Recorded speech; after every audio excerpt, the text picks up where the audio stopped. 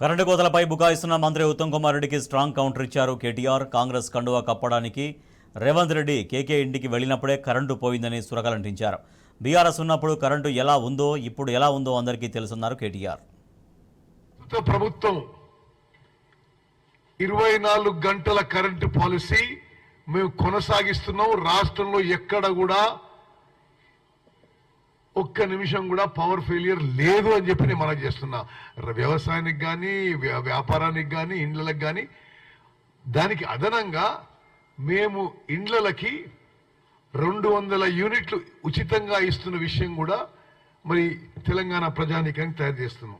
ఉత్తమ్ కుమార్ రెడ్డి గారు ఇంకో మాట కూడా అన్నారు, కరెంటు పోవడం లేదు రాష్ట్రంలో ఒక్క నిమిషం అని కూడా మాట్లాడినారు. నేను స్వయాన రేవంత్ రెడ్డి గారు కేశవరావు గారికి కండువా కప్పడం పాపం. ఎందుకంటే రేవంత్ రెడ్డి గారికి రైతుల కష్టాలు పట్టవు, రాజకీయ చేరికల్లో బిజీగా ఉన్నారు. ఇవాళ ఎక్కే గడప దిగే గడప అన్నట్టు రాష్ట్రంలో ఎవరు పార్టీలో చేరతారంటే పాపం ముఖ్యమంత్రి బాగా ఖాళీగా ఉన్నట్టున్నారు.